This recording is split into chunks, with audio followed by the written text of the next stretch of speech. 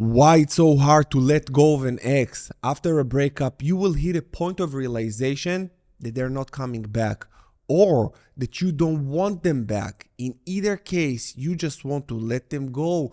You want to move on with your life, but you're stuck.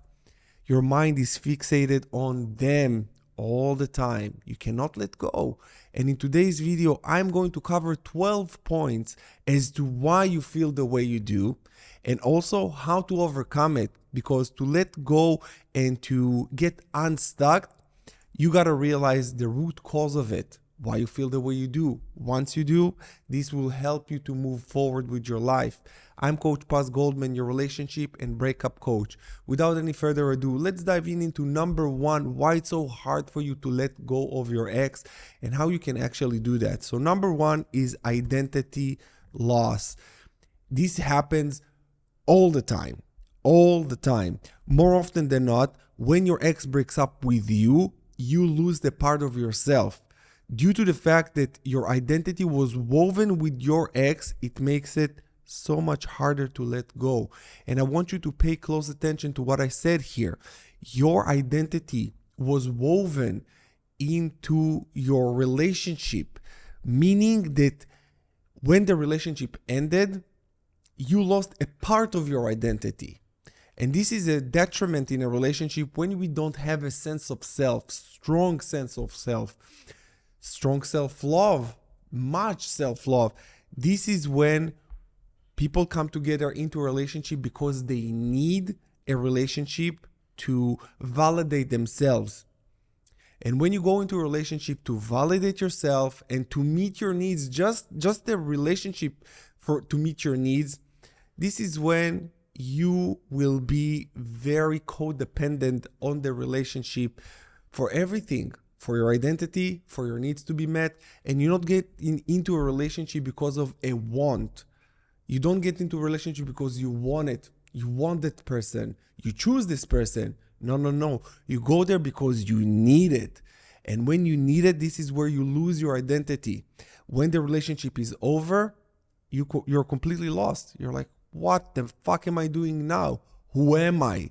You ask yourself existential questions like, who am I without my partner?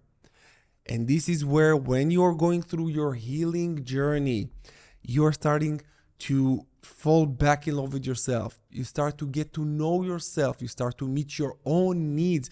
This is what I'm helping you to do in my online healing coaching program, The Rise of the Phoenix. This is what I'm helping you to do on my one-on-one coaching. And I really want you to get or my one-on-one coaching or The Rise of the Phoenix, because it's a must. It's a must. It's absolutely a must. If you cannot afford it, I said it a million times and I'm saying it again. If you cannot afford it, email me and we will consider to give it to you for free. I made this program extremely available and affordable for you guys because I don't think that a healing needs to be just for people who have money. This is why I made it extremely affordable. Check it out. If you cannot afford it, we'll give it to you for free. And understand that once you're going through this, to the program and your healing journey correctly, you will find self-love. And it's easy. It's not hard to do. I made it very simple for you guys. Step-by-step formula. You plug to the system, you start doing the work as I am instructing you to do, and that is it. Instead of watching endless amount of YouTube videos that actually, more often than not, what happens when you watch a lot of YouTube videos, you get frustrated and confused. This is why you need a system and a path to walk. This is what I've created for you. So make sure you check it out. If your identity was lost, you probably have an anxious attachment style. And to heal the anxious attachment style is to start understanding how to meet your own needs, how to fall in love with yourself, how you don't need anyone. You don't need anyone but you. It's okay to want people around. It's okay to want a relationship, but it's not okay to need it. Do you understand how the need is a detriment in a relationship? Just think for yourself. You're getting into a relationship with someone who needs you for dear life. How the relationship will go? They will be people pleasers. They will be just saying amen to everything you say. They will not have a backbone of their own, no opinion of their own. They will always say yes, yes, yes. And this is not a relationship. This is not a healthy relationship. You want to grow together. And when we grow, sometimes we have arguments, disagreements. That is okay. This is how we grow. A relationship is a skill of navigating through these challenges, through these times. And when you lose your identity, you probably don't even argue, because you're such a people pleaser and you said yes to everything. You are not there. Your identity is not there. And this is why, probably one of many reasons that your relationship failed. This is why you need to take this time to work on yourself, to improve. This relationship happened for you in order for you to see your blind spots and improve. That is all there is to it. When you understand that this relationship ended and it happened for you and not to you, this is where you become the victor and stop being the victim. All right. Number 2 is lack of closure. If the breakup wasn't clearly explained, or if you didn't get the closure you needed, it can be difficult to move on, because you might be left with unanswered questions. And sometimes when the relationship ended abruptly, your ex does not want to explain anything or talk. They're just like, this is it, and just deal with that. This is a tough one. And this is why I'm circling back to number 1 here.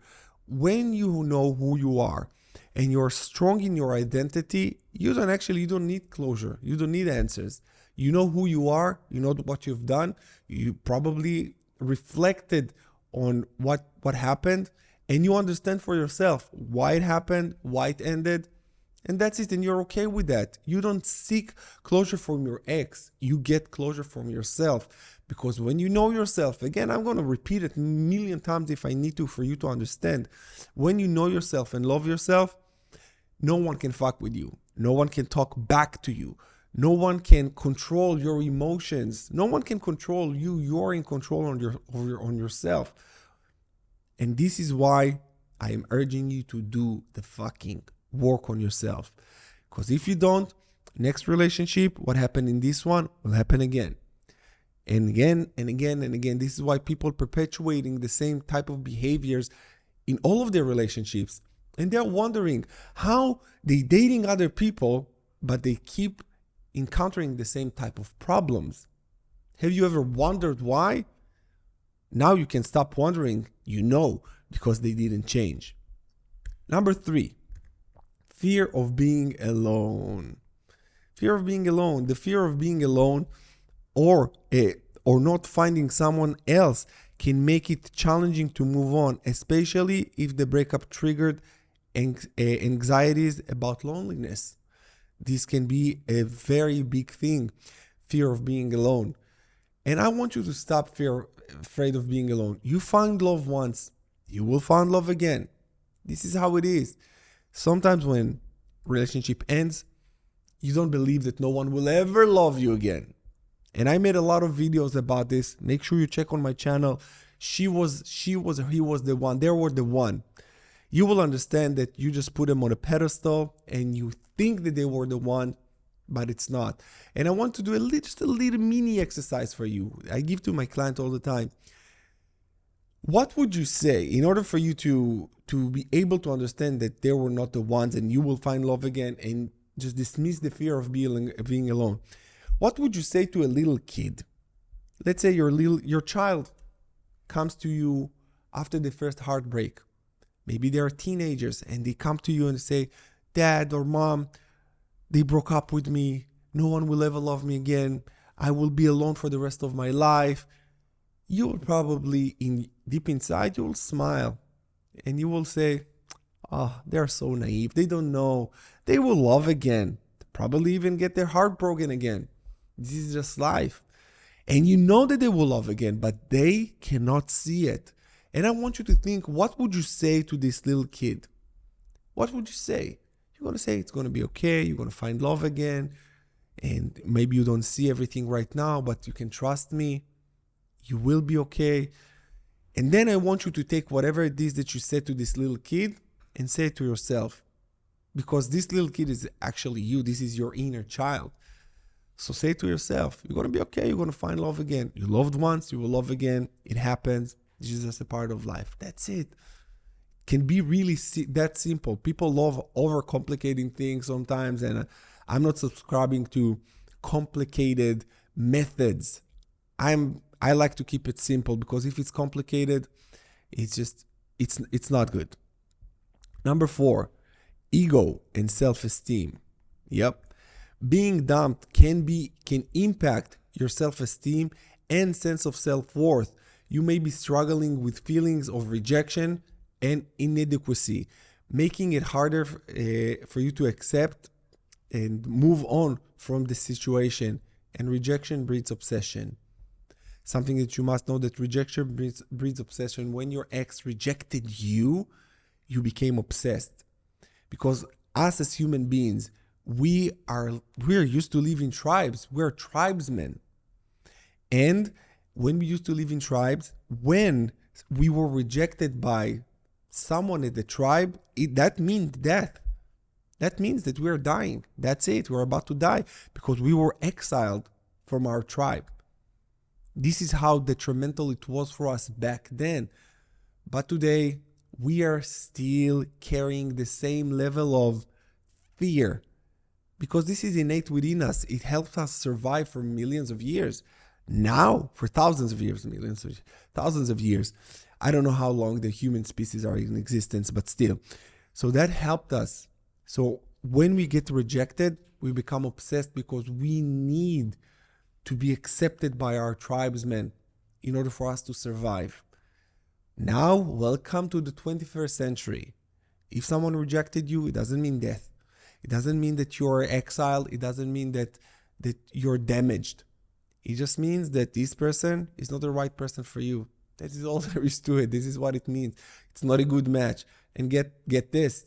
There are million other people, billions. I know that the saying there is plenty fish in the sea is not that. It's not that comforting after a breakup. I don't know why it's supposed to be, but it's not. But just understand that yes, there is many other people, and you don't need many. You just need one. One that will suit your needs, one that will suit you. And once you do the work, you will find the one. I made a video on how to attract your dream partner. Make sure you watch it, because you will see that once you are understanding who you want to be with, then you're going to understand who you need to be to attract and be a vibrational match for this person. This is where you're going to find them. You're going to attract them 100% all the time. When you think in terms of vibrations, frequencies, and energies, you figure out the secrets of the universe. Nikola Tesla said it. Albert Einstein said it. All the great thinkers said it. And they said it for a reason. And I want you just to think about it and implement it as well. Number 5, attachment. Emotional attachment formed during the relationship can be very hard to break. Your brain and body may have become accustomed to the presence and comfort of your ex, making it difficult to adjust to their absence. When we create a bond, when we create an attachment, this is very hard to break. And I explained it before, but I want to explain it once again. When two atoms come together, this is atom A and this is atom B. When two atoms come together to create a molecule, this is how it looks like. A, B. And you can see in between here, there is an energy that bonds them, that binds them together. When it comes to love, when it comes to relationships, this is the attachment, this is the love, this is just the connection. And to break two atoms back to break a molecule back to atoms again, it's extremely difficult. It takes a lot of energy to break them apart. For the physicists and scientists and in my audience here, it takes a lot. And it takes a lot also to break an energetic bond and attachment. It's really, really difficult. It takes a greater amount of energy. What you need to do to break the attachment and break the bond, again, it's going back to you, going back to self-love, understand and gain also the understandings of why the relationship ended. When you get the understandings of why it ended, you get the intellectual understandings, then you start emotionally embrace the reasons for that. Then you start to fall back in love with yourself, because attachment, you're attached to them more than you are attached to yourself at this moment. This is why it's so hard for you. So when you start to form a healthy attachment with yourself, this is what we call a secure attachment, because you stop being dependent or anxious or avoidant or disorganized with your attachment, and you back into secure attachment where you are attached to yourself and love yourself more than anything. And you don't need anything or anyone in order for you to feel happy, or in order for you to feel fulfilled, or anyone to meet your needs. You know how to meet your own needs. And I'm teaching this in the Rise of the Phoenix and also in my one-on-one coaching. I'm showing you exactly how to do that, because different people have different ways, different attachment styles on how to heal that. If you need my help, once again, I got you. You don't get a medal to go through this breakup alone. You don't get a medal. I tried. When you get help, you just recover and heal quicker and better. All right. Number 6, future plans and memories. You probably have had plans and dreams for the future with your ex. The end of the relationship can feel like a loss of those shared goals and happy memories, which can be tough to let go. It is because you, in a relationship, one of the favorite activities of a couple is future planning. We're going to get this house, we're going to go this vacation, we're going to have these kids, we're going to have this, we're going to have that. You form a future together. You got to, because this is form an attachment even more and a bond even more. And this is something that we do when we're in love. And when the love is gone, also this fantasy is gone. And this makes it very, very hard. Like I already said, when you go back to secure attachment, when you go back to yourself and form a secure attachment within yourself, when this is gone, you understand that you will have it with someone else. That is okay. It ended with this one. So this vision that you had with your ex, you can copy and paste it to another relationship. You can. Maybe not all of it. So maybe some of the things were unique. But it is okay, because when you go into a new relationship, you go into a new partnership, you go into a new person's life, you form a whole new life. So things may be different, and that is okay. Number 7, change of routine. Your daily routine and habits were likely intertwined with your ex. Adjusting to life without them can feel different. It's hard. It's not that easy to just get used to new behaviors and new routines. But we are habitual beings. You will adjust within around 21 days. You'll start adjusting to new routines and new behaviors. I don't say that in 21 days you'll completely forget about them and heal and let go. The healing journey takes a little bit more time than that, depending on the amount of time you were together and your attachment style and everything. But you will change your routines and you will adjust to them pretty quickly. Just make sure that you stick to them. Number 8, idealization.